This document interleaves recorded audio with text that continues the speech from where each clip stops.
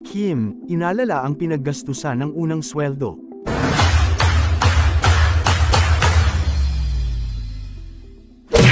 Masayang inalala ni Kim Chu ang kanyang pagsisimula sa show business. Matatanda ang unang nakilala si Kim bilang big winner ng Pinoy Big Brother Teen Edition noong 2006. Pagkalabas ng bahay ni Kuya ay nagdire-diretso na ang iba't ibang proyekto ng dalaga. Tuwang-tuwa daw si Kim nang matanggap ang unang sweldo noon. Bumili ako ng maraming pagkain. Di ba sa PBB parang kapag hindi tayo nanalo sa task, tinipid tayo.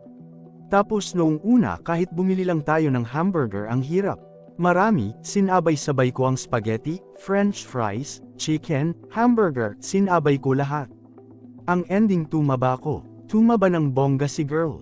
Kasi binili niya lahat ng pagkain.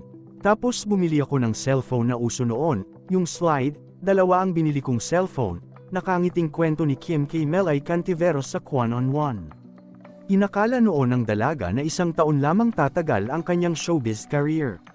Napamahal na sa trabaho si Kim nang unti-unting natupad ang kanyang mga pinapangarap lamang noon. Noong nakabili ako ng bahay, lupa, tapos binigyan ko ng kwarto yung mga kapatid ko, kasi wala naman kaming bahay noon.